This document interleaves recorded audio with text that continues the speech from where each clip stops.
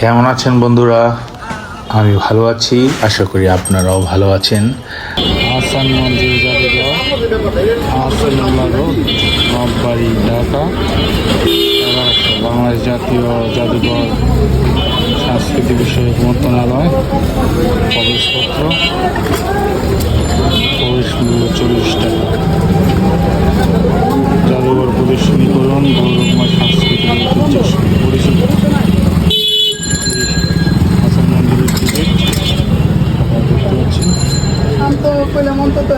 নজরে দেওয়া আছে দর্শকদের জন্য সময়সূচি ও নির্দেশিকা।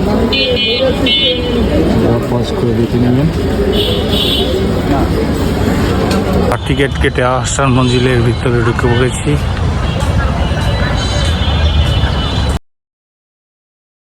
হরিগঙ্গার তীরে এক অপরূপ সৌন্দর্যের নিদর্শন এই আহসান মঞ্জিল।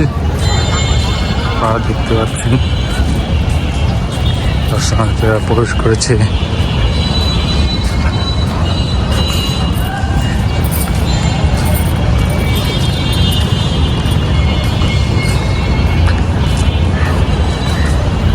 আমরা প্রবেশ করছি ধীরে ধীরে এই অট্টালিকার ভিতরে।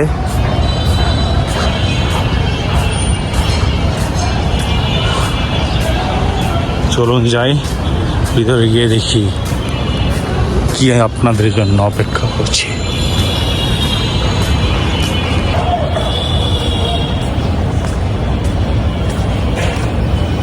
নির্দেশিকা দেওয়া আছে, দেখে নেবেন।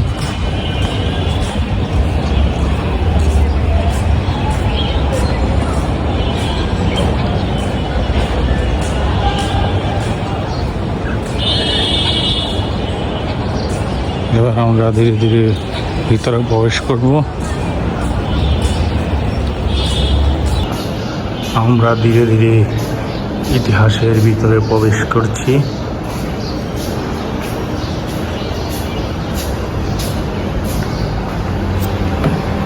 এই গড়টি মূলত এখন একটি তথ্য কেন্দ্র অ্যান্ড লাইব্রেরিতে পরিণত হয়েছে। এইখানে এই মঞ্জিল নিয়ে যত বই পুস্তক, যত লেখালেখি হয়েছে সেই বইগুলো সম্ভবত এখানে পাওয়া যায়। আপনারা এখানে দাম দিয়ে এই বইগুলো কিনে নিতে পারেন। আর ওই যে লেখা আছে নির্দেশনা হাত দিবেন না, সত্যি অনেককে দেখলাম যে হাতাহাতি করছে, টাচ করছে, কিন্তু এগুলো আসলে ঠিক নয়। এগুলো খুবই যত্ন সহকারে সংরক্ষণে আমাদের সবাইকে সচেতন এবং সাহায্য করা উচিত। আমরা এখন ঢুকে পড়েছি নবাবদের একটা বিশাল একটা ডাইনিং টেবিল। এখানে সজ্জায়িত আছে ডাইনিং টেবিলে যা যা থাকে, প্লেট, গ্লাস, আরও অনেক কিছু, মানে দেখে মনটা সত্যি ভরে যাচ্ছে এবং অন্যরকম এক অনুভূতি দেখা যাচ্ছে। এটা ভিতরের দৃশ্য। এখন একটা দেখা যাচ্ছে হাতির দাঁত ওলা মাথা আর কিছু বর্মণ, যা পরে নবাবরা যুদ্ধক্ষেত্রে যেত।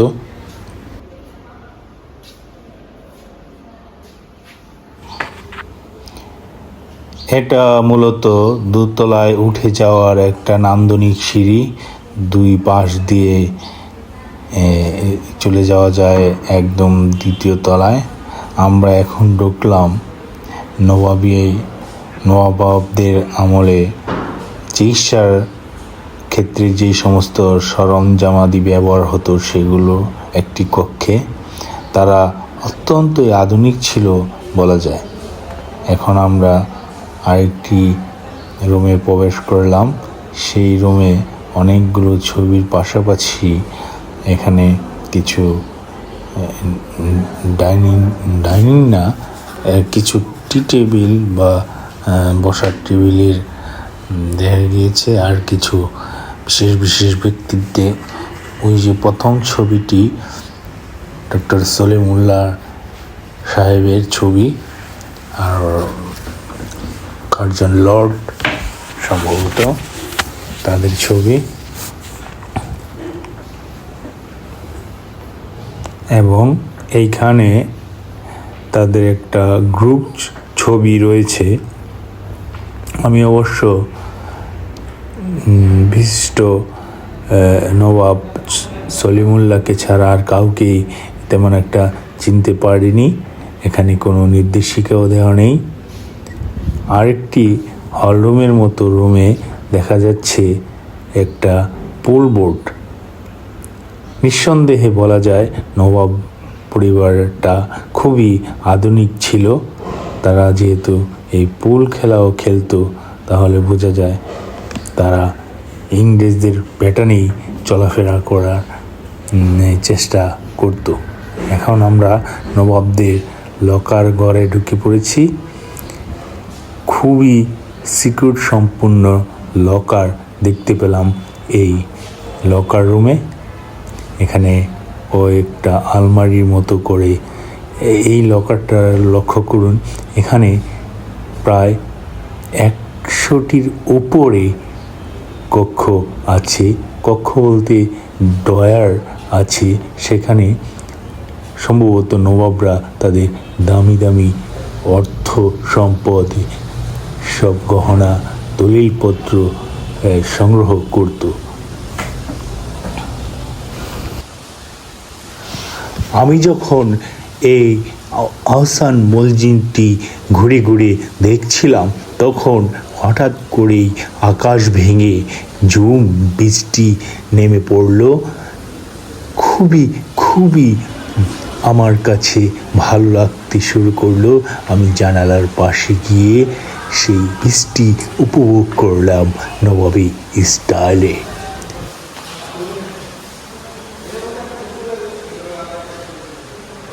অপদার্থ বাঙালির কাজ দেখুন কি করেছে বদমাশেরা।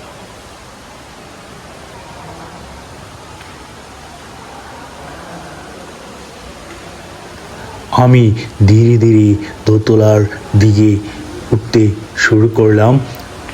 মনটা খুবই খারাপ হয়ে গেল এই সিঁড়ি দিয়ে উঠতে উঠতে। বাঙালির সেই জঘন্য কালচারের পরিদর্শন দেখে তারা এই সমস্ত কুৎসিত কাজগুলো যে কোন মস্তিষ্কে করে সেটা আমার বোধগম্য হয় না। আমি পাশের একটি কক্ষে ঢুকে পড়লাম। সেখানে বাংলা বিশিষ্ট সুনামধন্য মানুষদের ছবি টাঙিয়ে রাখা হয়েছে। সেখানে রয়েছে রবীন্দ্রনাথ থেকে শুরু করে AKM ফজলুল হকের মতো বিশেষ বিশেষ বাঙালি ব্যক্তিত্বের ছবি। আমরা তার পাশেই আরেকটি কক্ষে প্রবেশ করলাম। সেই কক্ষে একটা সিংহাসনের মতো একটা চেয়ার বিশেষভাবে রাখা আছে। সেখানে দেখতে পেলাম তার পাশেই কয়েক টুকরো কাগজ পড়েছিল। সেগুলো সম্ভবত তাদের দলিল বা সয় সম্পত্তির প্রমাণপত্র।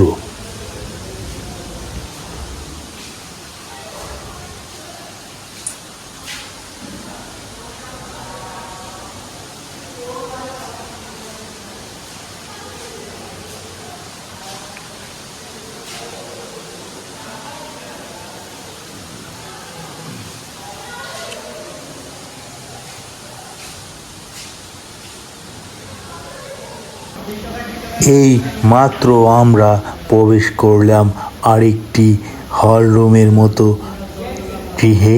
সেই ঘরটিতে একটা জারবাতি, জাঁকজমক জারবাতি দেখতে পেলাম। নিচের যেই দুই সাইডের সিঁড়ি এই দেখেছিলাম, সেই সিঁড়িটা এইখান দিয়ে এক মুখে একটা সিঁড়ি হয়ে উঠে এসেছে দোতলায়। খুব নান্দনিক, খুবই আধুনিক এবং খুবই রুচিশীল মানুষের একটা মহল বলা যায় এই আহসান মঞ্জিল। সেই করিডোরটা পার হয়ে আমরা এসে পড়েছি আরেকটা হলে খুব সম্ভবত এখানে নবাবদের লাইব্রেরি রুম ছিল, অনেক ঘর, সেখানে অনেক বই পুস্তক দেখতে পেলাম। এই যে তাদের নান্দনিকতা, এই যে তাদের কারুকাজ, জিনিসটা না হতে সত্যি বোঝা কষ্টকর। এখন তাদের আভিজাত্য, যে তাদের জৌলুস, মন ভরে যায়।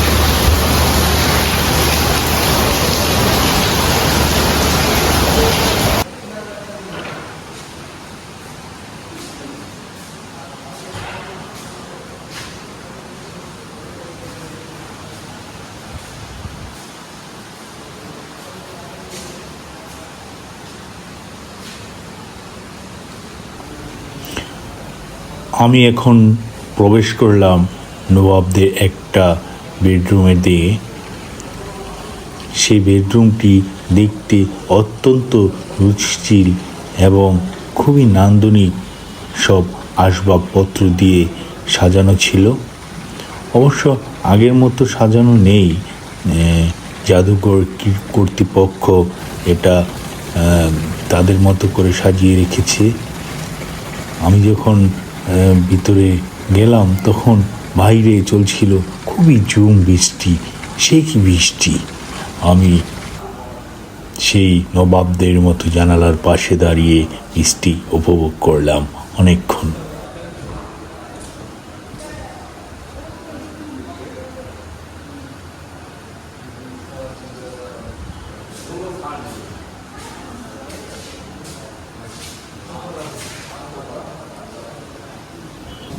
এইমাত্র প্রবেশ করলাম নবাবদের একটি ড্রয়িং রুমে।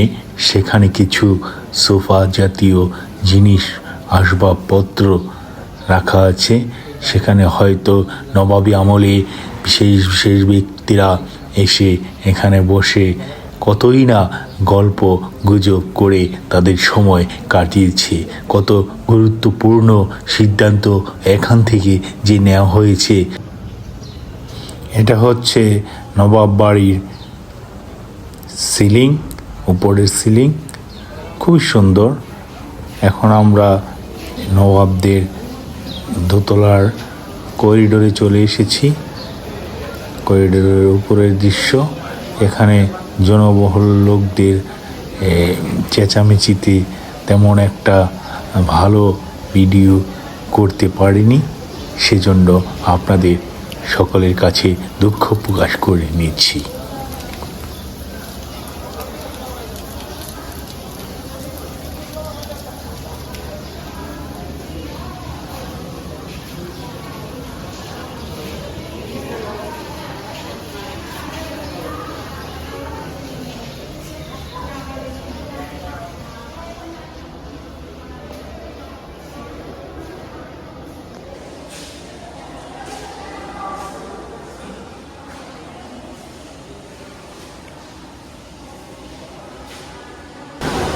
এবার আমরা ঢুকতে যাচ্ছি এই মঞ্জিলের সবচেয়ে সুন্দর রুমটিতে।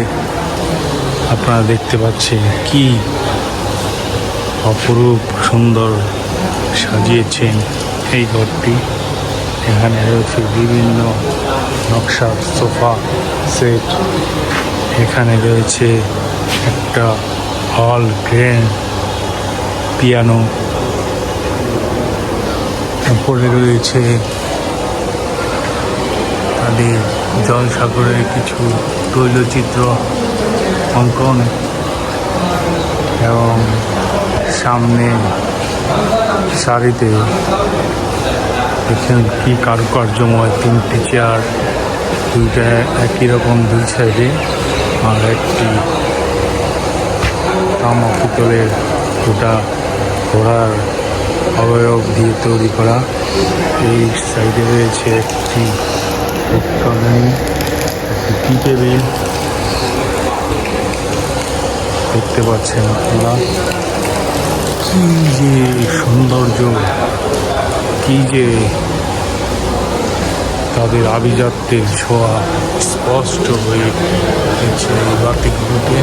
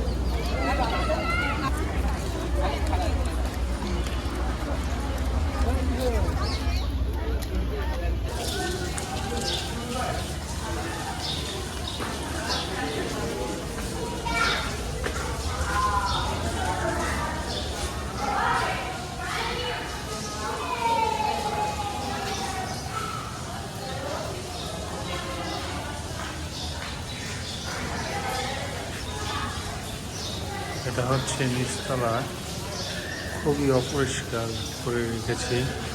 কতগুলো কত কুকুর এখানে বাসা বেঁধেছে, দেখার কেউ নেই। এখান থেকে বেরিয়ে পড়ে এখানে অসামাজিক কার্যকলাপ হচ্ছে।